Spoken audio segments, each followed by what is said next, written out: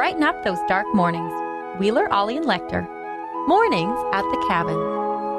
Good morning. Happy Friday to you. 7 o'clock on the button and a host for Mornings at the Cabin. Not the wheel, as you are accustomed to at this time in the morning. Or maybe like 30 seconds later. We'll talk about that. Yesterday was our 2-year anniversary. If you were listening to Mornings at the Cabin or throughout the day, we talked about it all day. Or if you're on Facebook, you saw it all over. And something became quite apparent. That 2 years in, we still can't get here on time. It's an issue. We're human. We make mistakes. But it's a mistake that just seems to happen like routine, almost like we plan it, which is just bizarre. So Jesse and I made a pact yesterday. No more lateness. Whatever we have to do to hold ourselves accountable, whether it's if someone's late, they owe the other one coffee, or there's just like a running bet, or there's like an on-air humiliation. You remember Kenny versus Spenny? Yeah, think like that. Some type of humiliation. Just to really nail the point home that, you know what, mister? This is a serious radio station. And we're 2 years old now. It's time to take some responsibility. So we'll talk about chronic lateness a little bit later on. AJ will join. Jesse is taking the morning off, taking care of his baby. But there's a whole lot going on that we will talk about as your Friday morning begins. Oh yeah, it's really cold out there. Mornings at the Cabin, the podcast. AJ joins us now, and appropriately enough, because, you're not late. I won't say that, because we got a little bit of a surprise message this morning. Jesse messaged us saying that, unfortunately, he wouldn't be able to be part of the show this morning because his girl had a little accident, slipped on the deck, is now a little bit shook. Not Phoenix, talking about Betty. Oh, I never thought it was Phoenix for a second. Oh, you didn't? Oh, Jesse's favorite girl? Okay, well It's Betty, all day. Sorry, Fiend. Yeah, he takes care of Betty. Phoenix takes care of him. Let's. Phoenix is a very close second, don't get me wrong. Phoenix is actually, I think she just took off. I think she's out of town. I think, and I might be getting this wrong because when I think, things sometimes go off the rails. I've seen it firsthand. I have to know. I can't just think. But let's give this a shot. Sure. I think she's headed to Vancouver. Oh. With the Bella Beats girls. That's exciting. Or Bella Dance. Bella something to do with dancing and beats and that sort of thing. Oh, that's why you don't think. That's why I don't think. That makes sense. Because I start making stupid noises like that. It's all coming together now. You just said beats and had to do it. That's, well, yeah. You can't say the word beats and then not throw a beat. I'm only human, AJ. So Jessie is taking care of Betty. She slipped last night, of course, as you all know, if you're regular listeners to Mornings at the Cabin, you know that Betty is on the long road to recovery. Had a double surgery the other week. Thing. Yeah. So Jessie is single parenting right now, taking care of Betty. And Jessie, we wish you all the best. You're gonna have a long weekend because, again, as you know, if you're a regular listener to Mornings at the Cabin, you know that Betty is a massive suck. Yeah. And so if she had a little incident, I can't imagine. She's going to play it up. She's going to play it up. This is going to be dramatic and big. That's right. She gets it from her father. She's this girl. Yeah. No Jessie this morning, but AJ and I will take care of you. It's all good.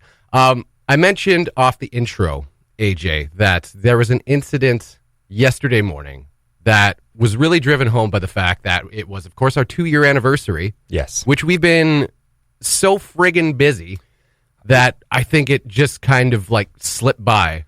Yeah, it's one of those anniversaries. I mean, every anniversary is great. The fact that we're still here another year, yeah, shocking almost.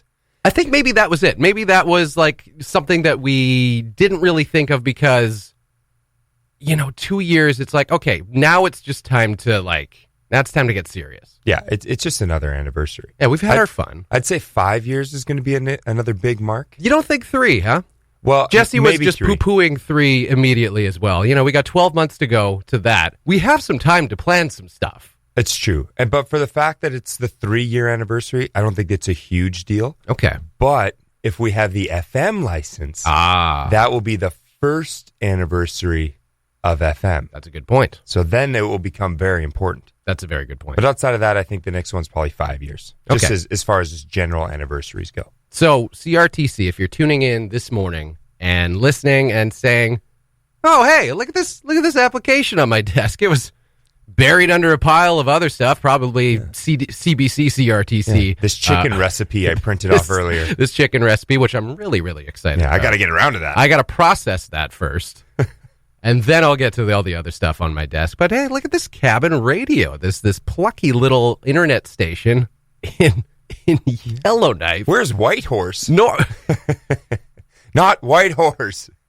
We rode Yellowknife. Oh, I didn't know my grandpa was the owner of the CRTC and processing applications. Yeah, no, yeah. So I assume that if they are listening this morning, maybe give some thought. We're 2 years in now, Mr. CRTC, owner of our fate. We could really use an FM license. We've been pretty good, We've been behaving ourselves. It's like we're asking for $5 from our parents. It kind of is. Like we've been doing really good lately. Yeah. And we did everything you asked us to do. Yeah. And now I think we're entitled to our allowance. And they're just like holding it over our heads. Yeah. They're like, you put away your clothes, but did you really fold them first? I did ask you to read a chapter of your Harry Potter book. Damn. Have you done that yet? No. I'm still waiting. AJ. I know. AJ. I know. You're 2 I'm months in. financially driven, too. You'd think that would be the one thing that would get me to read, but nope. So, yeah, if they were tuning in yesterday morning, they may have heard that, it's these guys' 2 years anniversary, and they couldn't be bothered to show up on time. Yeah. Okay. So that really drove things home. And the nice thing about it, if there's a nice thing about being late for a morning radio show, which is very contingent on being on time. Yes, very much. More so than most industries. Yep. It was that Jesse and I were late together. Yes. Which happens. It evened out the power dynamic. Yep. And it made us realize that, hey, it's not like I was here and ready to go and tapping my foot and tapping my wrist because I don't wear watches. But, the indication that you're running out of time here, Jesse. Tapping the wall clock.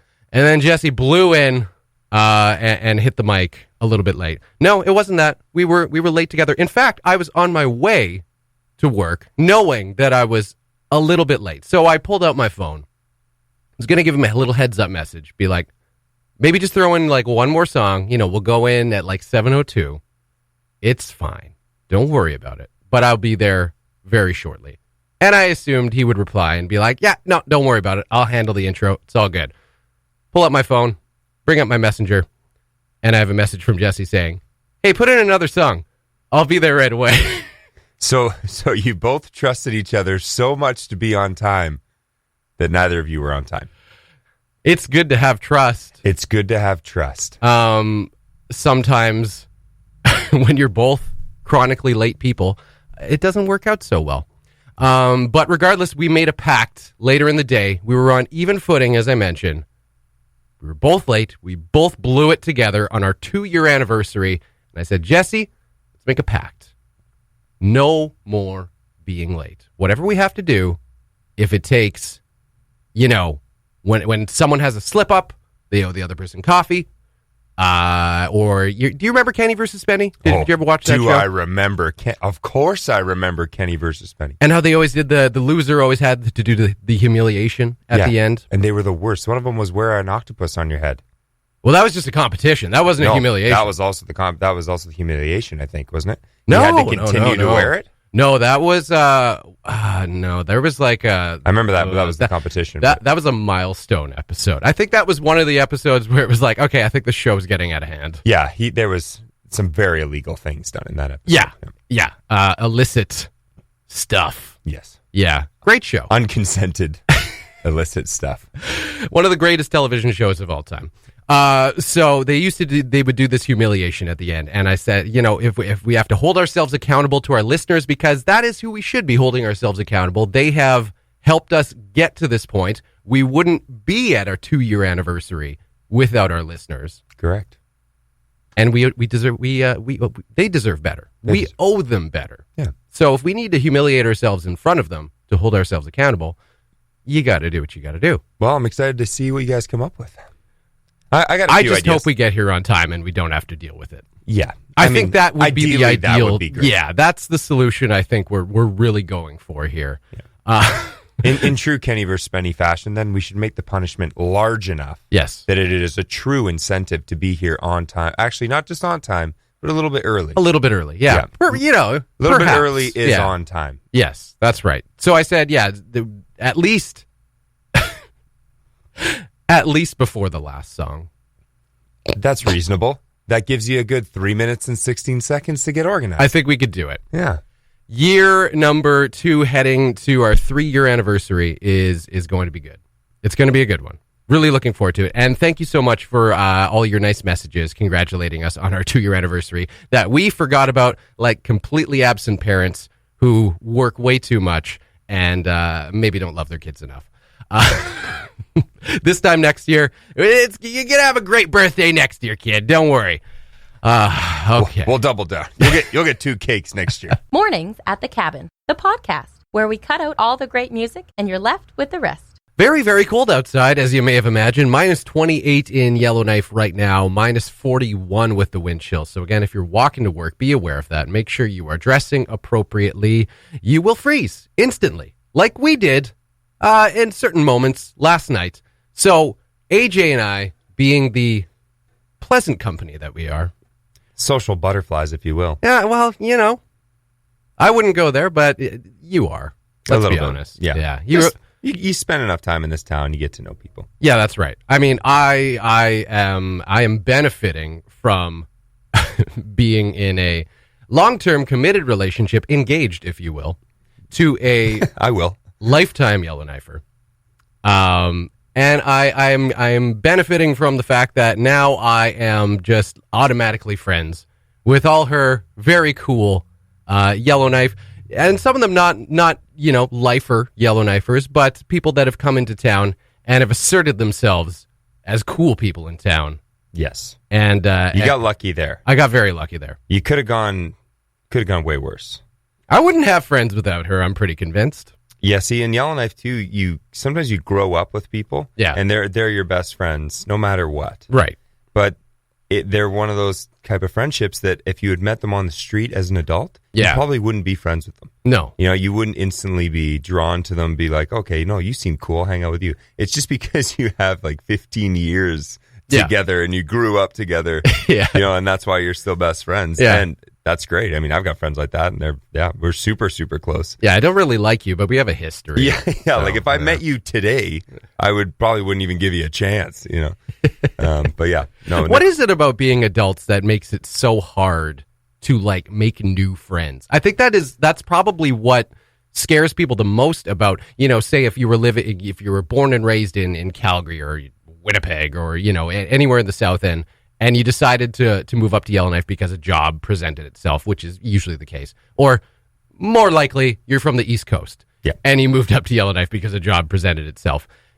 I think probably what would hold people back, if they're, like my age or so, you're in your early 30s, and you're kind of like, you've kind of established something, back where you're from. Mm-hmm. And going somewhere brand new and just plunking yourself in the middle there. And the thought of like having to make new friends, because as much as we all like to think, we're all self-sufficient, whatever. I don't need people.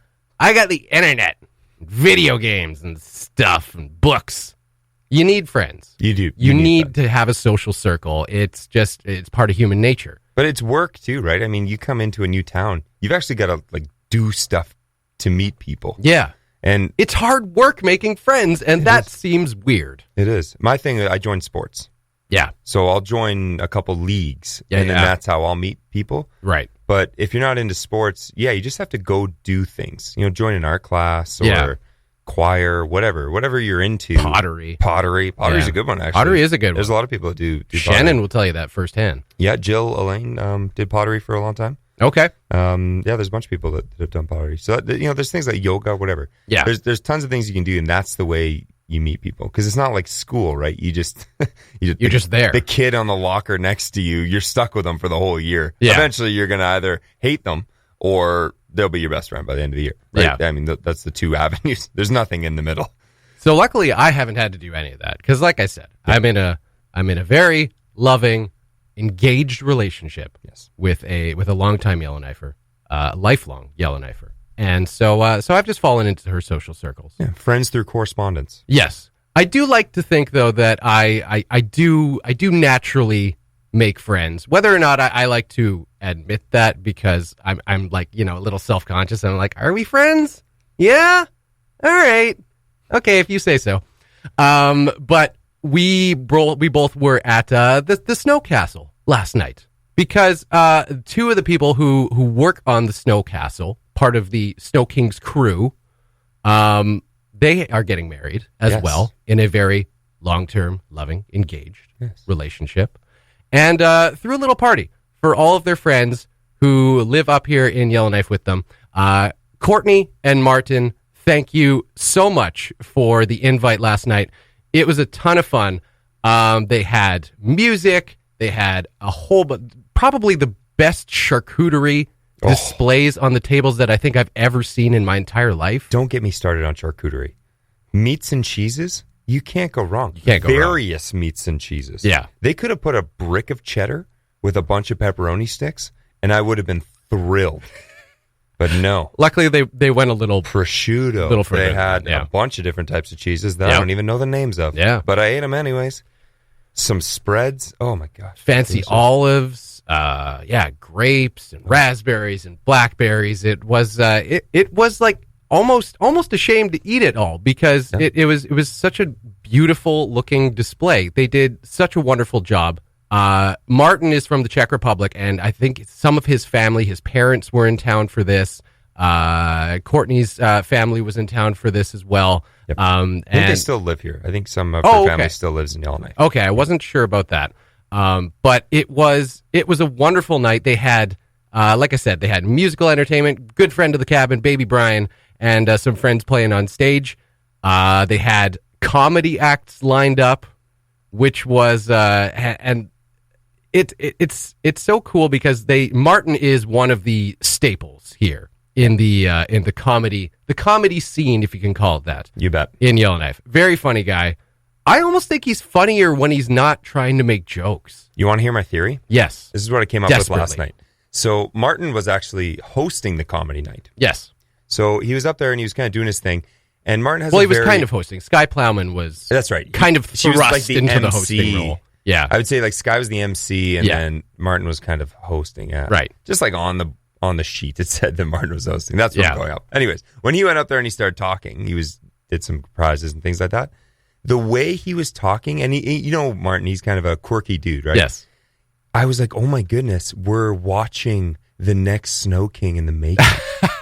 You know what? I had the same thought. Yeah. I don't know. There was something he said, and I was like, that was very, very Snow King. Yeah. The same mannerisms, the same way he's speaking, and he loves the Snow Castle. Yes. He loves building it, loves being a part of it, lives on a houseboat. And even his beard. Right now, it's a thick, full black beard. Yeah. But one day, that color's going to fade. If that turned white. And so in my head, I'm like, in like 30 years, I might be sitting in the Snow Castle listening to Martin, the Snow King, doing this, being like, oh my goodness, I saw this apprentice come through the ranks. Yeah. I was like, this is cool. Like, we're part of Snow King history, right? If this happens. The royal lineage is being set before our eyes. Yeah, exactly. Yeah, I almost want to write it down somewhere so that in years and years come, if I'm still in your life, if I'm not, I'm going to come back, and I want to see if this prophecy came true. Should we, from this point on, when we refer to Martin on the air, call him the Snow Prince? I think so. We might have to clear that with Snow King. Magpie the Snow Prince? Yeah, Magpie. Wow, yeah. Or Mortney. Mortney the Snow Prince. Mortney, yeah. So Sky had a little boo-boo when she was introducing the couple, and I think we landed on Carton and Mortney. Yes. Which was just continued the theme for the rest of the night. Yeah. Which was pretty funny. It was a wonderful night. So much fun. And again, thank you, Courtney and Martin, for making both of us part of the night and inviting so many wonderful people, wonderful guests, people that you see around town all the time. They have an incredible group of friends. Oh, it was perfect. Yeah. The amount of the people that were there, that was the A-list. Yeah. There was a little bit of a crisis situation going on. There were supposed to be more comedians. Oh. But one of which was friend of the show, Uncle Lauren McGinnis. Uncle Lauren. I don't know what happened, but Lauren, at one point, came into the castle, and something was going on. I could tell just by his face that something was going on. Something happened with his kids. So he had to run home. Okay. I think that's what it was. Yeah. Okay. I thought he just, maybe had to fill in overnight on CBC. Ooh. I don't know. Maybe. Pull in double duty. I could be wrong, but I think that's what had happened. Yeah. So that was a bit of a shame because, as we all know, if you've seen Lauren McGinnis do stand-up comedy, very, very funny. Yeah. We love him so much. So we didn't get to enjoy Lauren on stage, but there were several other comedians who did a great job. Tom Parker, who I can't decide. I think I was laughing most. I don't know if you could hear me laughing at Tom, but he just kills me. Yeah. And I don't know if he's the worst stand-up comedian of all time or the best stand-up comedian of all time. I think he's very good. He's an evil genius. His delivery is hilarious. It is. And it's so underplayed. Yes. That it really brings you into it. Yes. And you're right there with him. Yeah. But he's still, it's like a shy, awkward, but in a confident way. Yeah. You know what I mean? It's not like he's slipping up. No. It's like he's doing this on purpose. Like he's very confident when he's delivering. Yeah. So yeah, is it confidence? I don't even know. I think it is. I think it's that's his personality. He's almost like an awkward type. Yeah. But he was very confident up there. I mean, there was the only times he was slipping up was when he was laughing at his own jokes. Oh, which I also love. I'm a big fan of Billy Connolly. Right. Like that was growing up. Billy Connolly was right. The top of the mountain for me. Yeah. He was the best comedian. And my favorite part about him is he would laugh. He wouldn't even get to the punchline, but he'd already be saying it in his head, and he would lose it. Like he'd be in a giggle fit on stage, and then he'd come back and he'd nail this joke, and it was I'm a big fan of that style of comedy. Yeah, I love Tom. Nicole told me after, she's like, I think I was laughing almost as much at his jokes as I was at your reactions because he just gets me. Oh, yeah. Man, he just gets me. Direct route to the giggle button. Oh, man. And Sky Plowman, of course, as she does, always does an amazing job. She's incredible. Whether it's emceeing or hosting or telling jokes herself. There were a few servers in the audience last night. Yeah. At one stage, I was like, okay, we get it. There's a few servers in the audience. But I think Martin has served. I don't think he's still... He worked in the kitchen at the Woodyard for, yes, that's right. For I believe, a couple years. Yeah, I don't think he does anymore. And but I think Courtney still serves here and there. I think here and there. So, of course, a lot of their friends, a lot of their social circle are servers. So the server jokes were killing it. Yeah, and she was you could tell she was making up jokes on the spot. Yes. And they were quite well orchestrated. Yeah. Like jokes that people would write normally, she was making them up right there on the spot. Yeah. She's very good. She is. This Very guy's good. amazing. Lest I forget that the Snow King himself Made an appearance. came up and did a short impromptu set while eating a cookie. Came down from the Royal Tower. His Majesty the Snow King just graced us with his appearance unexpectedly. Wonderful night last night, though. And again, just like such a beautiful setting for it. The Snow Castle, if you haven't been down, if you haven't gone in, checked it out, taken a whip down the slide, get there. It looks amazing this year. And it's the 25-year anniversary of Silver the Snow Jubilee King Festival. So check it out. And once again, Congratulations to Courtney and Martin, and thank you so much for inviting us and making us part of a wonderful night. The Mornings at the Cabin podcast. Hey, it was early. What do you want from us? We are going to steal a bit from Shannon Moore right now. Borrow. Yeah, we're not taking it from her. No, we're stealing it. She's never allowed to use it again. Okay, well, seems irrational. As of this morning. No, she had a great bit on Wednesday. And of course, yesterday was the Cabin Radio 2-year anniversary. Today is the Afternoons at the Cabin with Shannon Moore from 1 to 4 anniversary. That's actually not entirely accurate because when she started, she was doing a 4-hour shift rather than a 3-hour shift. We were really squeezing all we could out of Shannon. That's what we do with volunteers. We bring them in and we just use them for everything that they have. Luckily, Shannon has so much to give and continues, and we are so thankful that she is continuing to be your afternoon host because she kills it each and every day from 1 to 4 with Shannon Moore here on Cabin Radio. If you are a regular listener to her show, you may have heard her do a bit on Wednesday called Weird Out Wednesday. Okay. Now, I think she just introduced this. I don't think she's done this bit before, but she put a call out. She messaged me the night before, and just out of the blue, completely unprompted, was just like, are there any songs that just weird you out, just kind of make you feel like icky or just like kind of freak you out a little bit? And I was like, yes. There, without question. There's a song. Fact, there's few. There's a song, and we'll get to this because it's such a weird song that she actually, so when she looked it up, she hadn't heard of it before. When she looked it up, she listened to it, sent me a terrified face emoji, and was like, I'm not going to play that. That's too weird. What? Yeah. So it... Too weird for Weird Out Wednesday. Yeah, worked too well? Worked too well. Well, and I was like, yeah, right? Now, I stumbled across this song as a child. Oh, no. Because my dad, for whatever reason, had this like compilation novelty record vinyl. I can't remember exactly what it's called. It's called like Wacky Weird Tunes. It gave the impression that it was like something to do with Bugs Bunny, like Looney Tunes. It might have actually been called Looney Tunes. It was branded weird. Yeah, it was branded weird. And, so it was just like basically comedy records, a compilation of different comedic songs. Okay. The first track on this record was the song that has scarred me for a good portion of my life. And just immediately when Shannon asked me that question, are there any songs that weird you out? Yes, I still think of this song to this day because it's so strange. Before we get to that, I've got it. She refused to play it. We're going to play it this morning. You know what our listeners would like? Something that scarred me for most of my life. Yeah, something that's just going to weird them out for the rest of their day, heading into their weekend. And shared misery. That's right.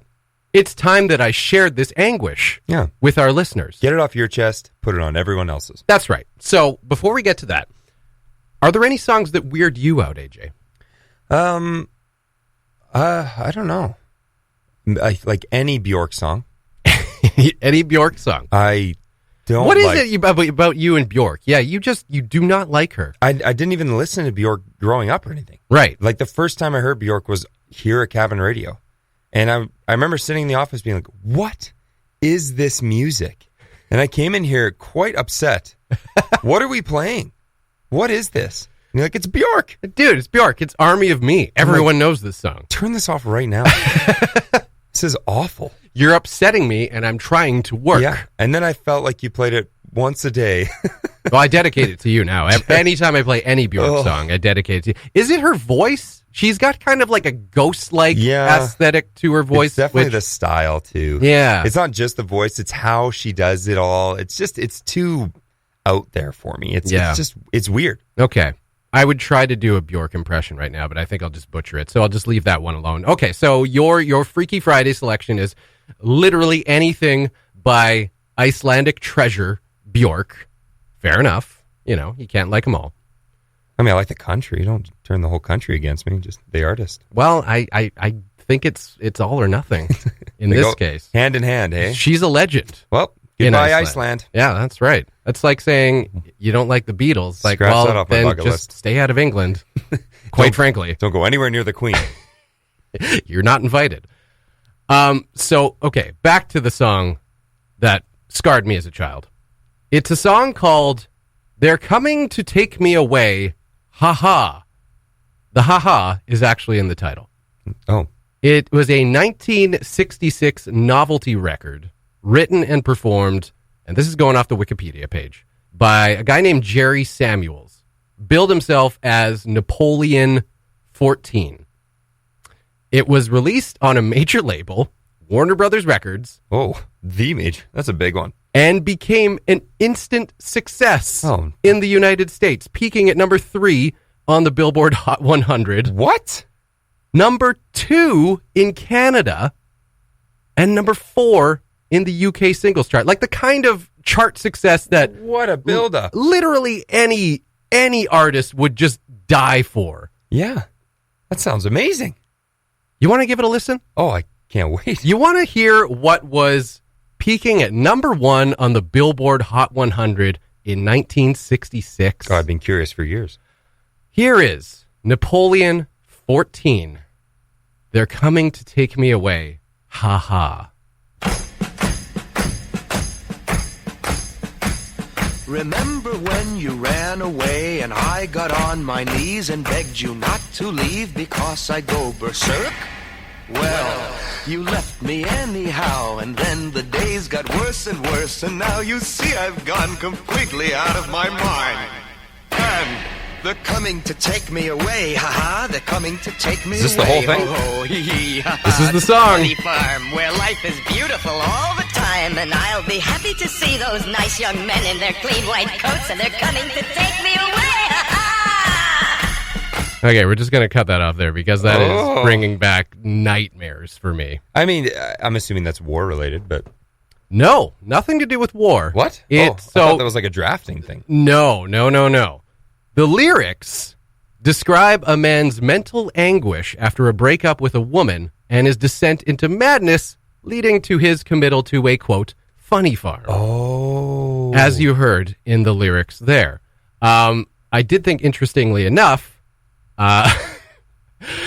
Jerry Samuels thought that perhaps this song was, and this is interesting, back in 1966 that he had this kind of awareness. He thought that perhaps maybe it wasn't very nice to make fun of mental illness and turn it into a novelty record. And so later on in the song, and I'm not going to play any more of it because it doesn't make it any better. I appreciate that. Later on in the song, he adds a line that says, "They'll find you yet, and when they do, they'll put you in the ASPCA, you mangy mutt."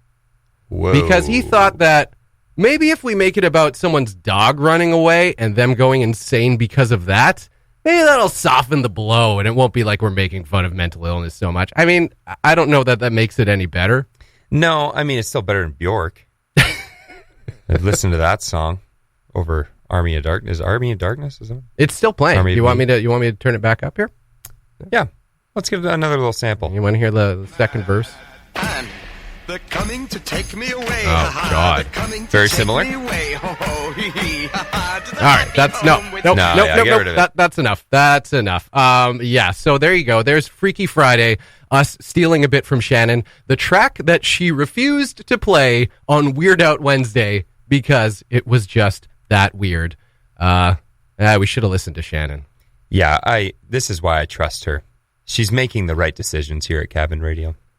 Thank you, Shannon, and happy 2-year anniversary to Afternoons at the Cabin with Shannon Moore. Thanks for listening. Check out more from the show at cabinradio.ca and by following the Mornings at the Cabin Facebook page.